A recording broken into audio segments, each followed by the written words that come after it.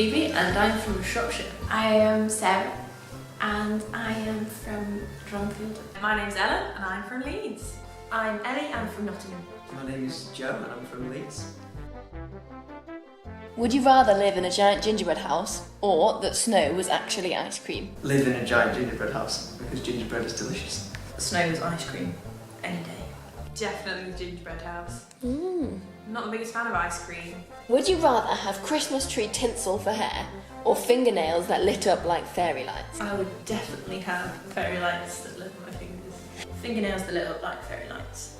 So it's like funky nail varnish. Fingernails. Real Christmas tree or fake Christmas tree? We have a fake one, but I much prefer real ones. A real tree, definitely. I don't have a Christmas tree. You don't have a Christmas tree? Shocking! Would you rather have pointy elf ears or a glowing red nose? Pointy elf ears. A glowing red nose. Pointy elf ears. Candy canes or chocolate coins? Chocolate coins are 100%. Chocolate coins.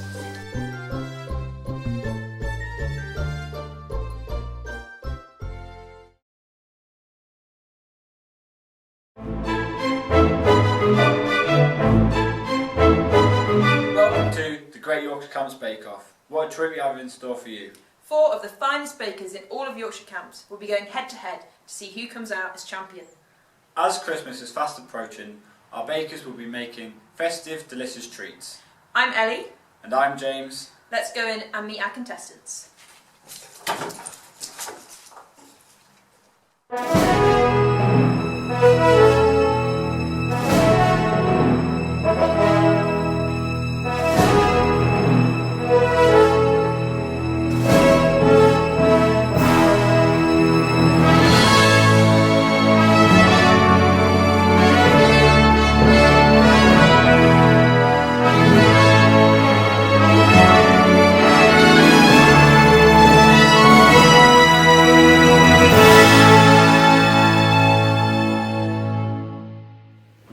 Bakers, today's challenge is to create a wintry snack. It must be simple, yet creative. And it must include marshmallows. Bakers, are you ready? You have a total of 15 minutes. On your marks, Get set.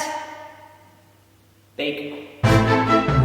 With a little boogie from Joe, the show is on the road. And serious marshmallow piercing is underway. Before long, however, frictions start to arise in the bake-off room. Excuse me. Hey! We don't have chocolate! Chocolate gone. I need it. What are you doing? So do we! Well, I'm better than you. Oh, we'll see about that. And friendly relations are restored. Just give you a hat and dry in there, Joe, to get the bake-off waft on.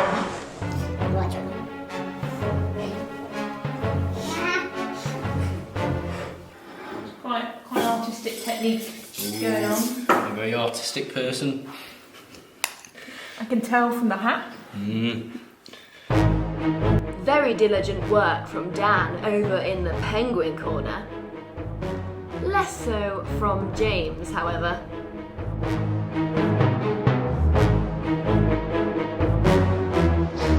So, Becky, what are you baking here today? This is a marshmallow snowman. Very excited. Seems to have quite stumpy legs. Snowmans are quite short. Fair enough. Ellen's creations are coming on well. And as for Dan's penguins, well, you would have thought we were in Antarctica.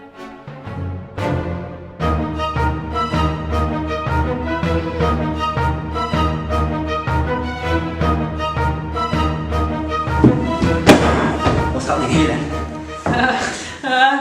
I am making a hot chocolate marshmallow thing. Nice. Oh, that looks like he's done. No pressure there. Dan. What's your favourite thing about Christmas? I really like just celebrating Jesus' birth. Nice. Nice. Oi! Though time is running out and pressure mounts, Ellen has finished her bake on time. Bakers, time's up. Step away from your bakes. Okay. Hands off. Hey. Oh. Hey. Well, this is cheating, ain't There's it? definitely cheating going on. Yep. Now let's welcome judges Alex and Phoebe to determine who will go through to the next round.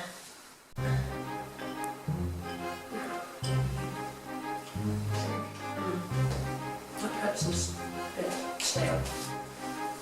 Very firm. I like how it cracks. It's nice. Not too bad. It's good. Marshmallow? Definitely, yeah. Definitely.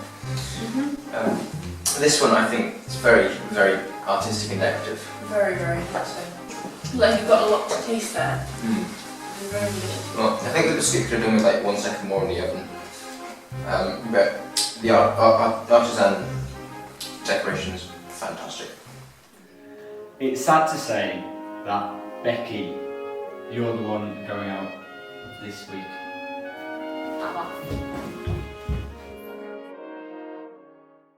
Thank you for joining us.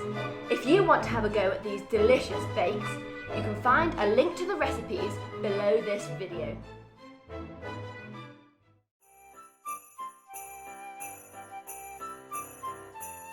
Hi and welcome to today's cracker joke. Are you ready to see what's inside this cracker? Are you ready, James? Yes, I am. James is ready. Okay, we're going to do a countdown.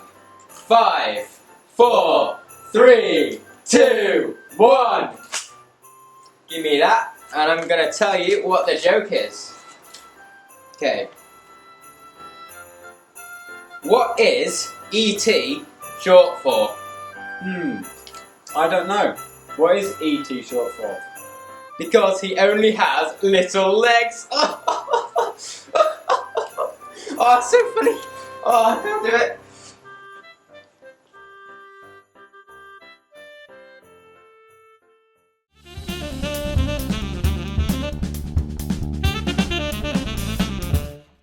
Hello and welcome to Truth or Lie Christmas Tradition Edition. We're going to hand straight over to our geography expert, Professor McMahon, who's going to show us which country we're going to be in today. Oh, I didn't see that. We're going to be in Greenland today. Gathered together 4 contestants. We have chosen the bravest, the cleverest, the craziest, and the most athletic of our Yorkshire Camps training team this year. They are about to hear 2 Christmas traditions. One is true, the other is false. They must work out which one is which. Why not see if you can beat them? Number 1. In Greenland, they eat mattak with caviar for Christmas dinner. This is raw whale skin and blubber with a rotten bird wrapped in seal skin.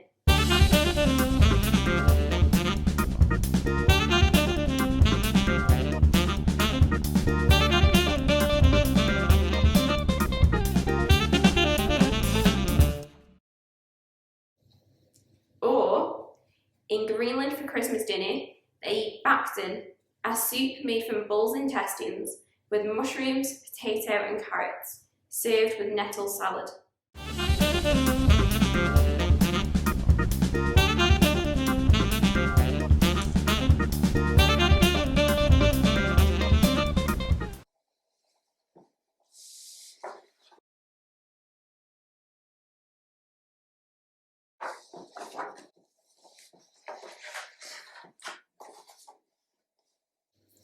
Give yourself a point if you put number 1. That was the correct answer.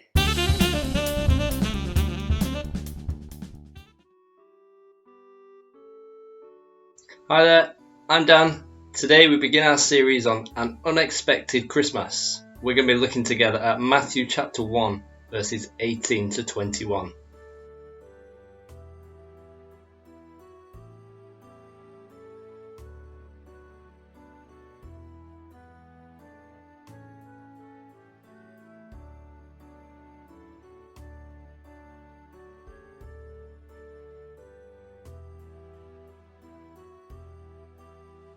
Well, Christmas is a bit different this year, isn't it? But then again, this year's been very different, and some unexpected things have happened. Who'd have expected all our schools to close, or our summer holidays to be cancelled, or that we'd be told you're not allowed to visit some of your friends? We've learned some new words this year as well, haven't we?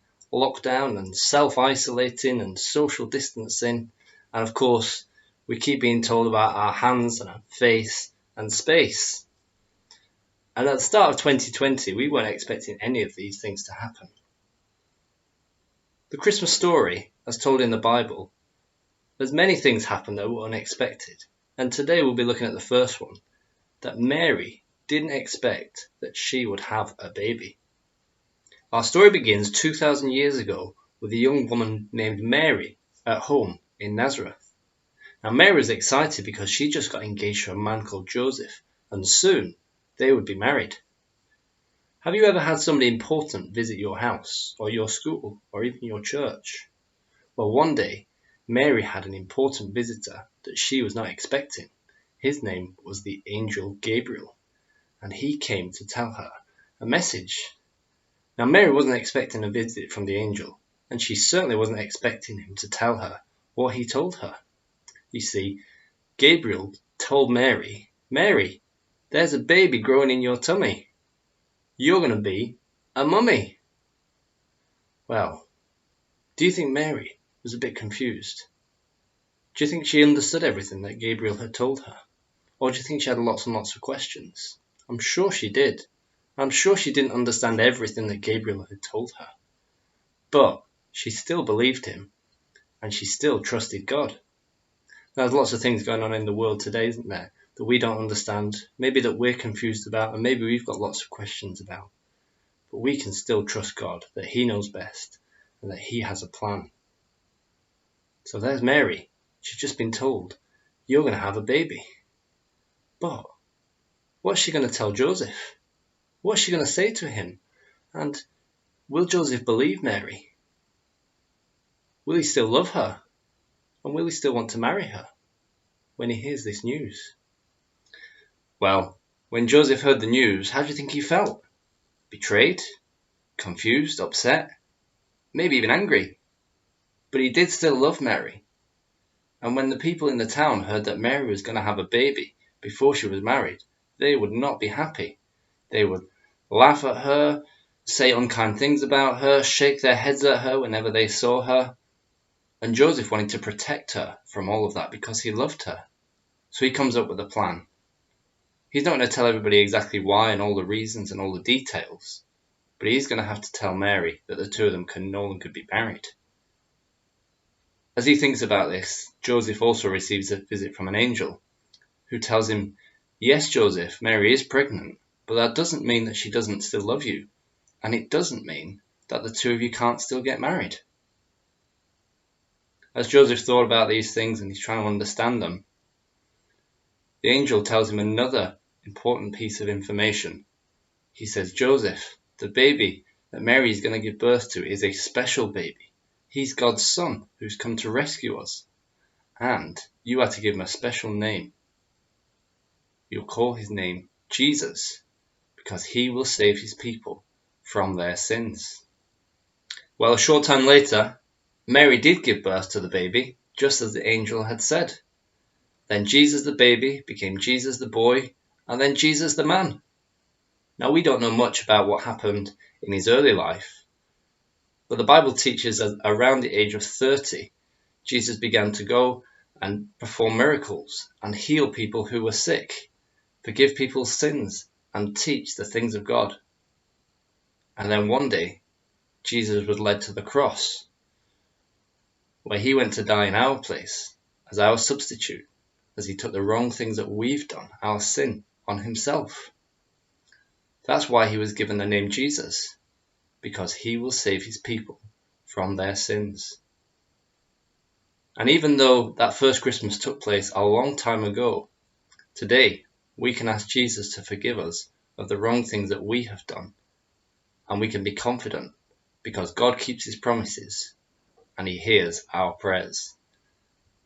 Come back tomorrow and Andy will tell us about the next unexpected thing that happened at the first Christmas. But now we're going to go over to Joe, and he's going to teach us a verse from the Bible. Thanks for joining us. We'll see you soon. Hi, my name's Becky, and I'm part of the Yorkshire Camps training team this year. And one of the things that we love to do here is to read, and this is a book called The Star Maker by Helen Buckley and Jenny Brake. It's really easy to read with loads of pictures in. It's a poem all about the Christmas story, how Jesus the Star Maker, the one who made everything, came to earth to be born as a baby. So if you're looking for something to read this Christmas, why not give this a try? Hello! Today we're going to start learning a memory verse together. It's taken from the Christmas story in the Bible, and it's part of the message that the angel brought to the shepherds. So this is what the angel said. Today, in the town of David, a Saviour has been born to you. He is the Messiah, the Lord. And that is from Luke 2, verse 11. So let's start learning this together. Is everyone ready? Let's go! So firstly, this is a calendar with lots of days on it. So what do you think this represents? Today! What came next? Oh, I know! In the town of David. David was a good and mighty king who ruled over God's people, Israel, about 3,000 years ago. And he came from a small town called Bethlehem. He wasn't a perfect king though, and God promised that a better king, in fact the best king, who would reign forever, would be a descendant of David, and that he too would be born in Bethlehem. So, what comes next? Hang on, what's that up there?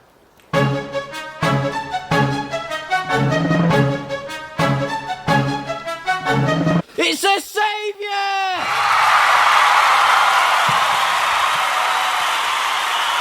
Now that king, of course, is Jesus.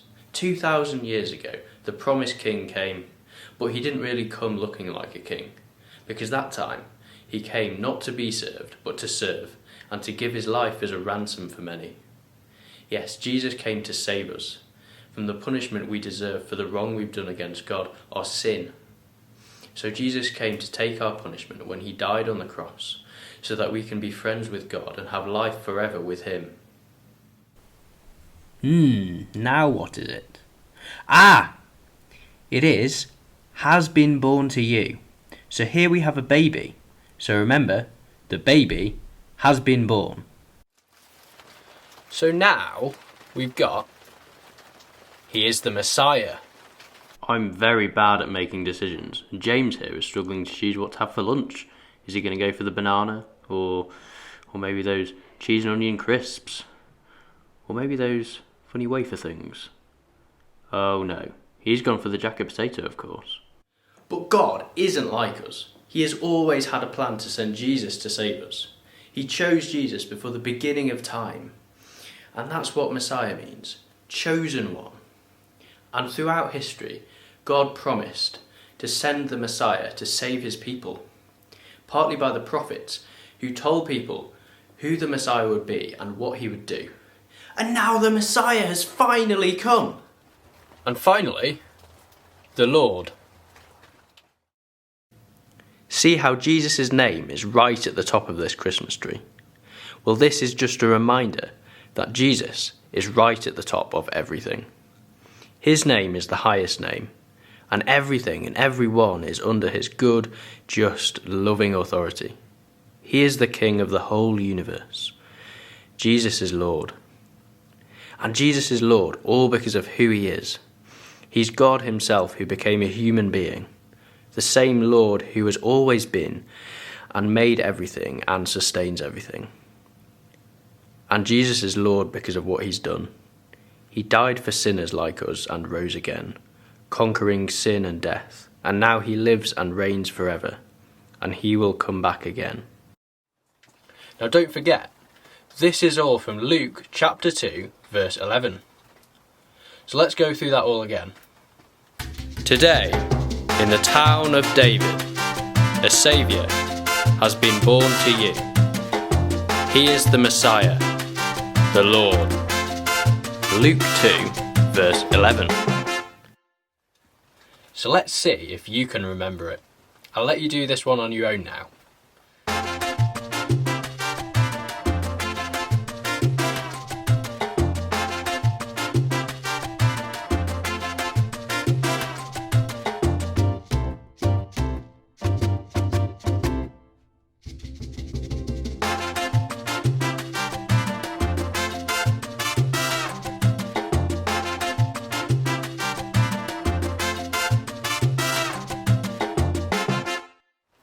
Well done everybody.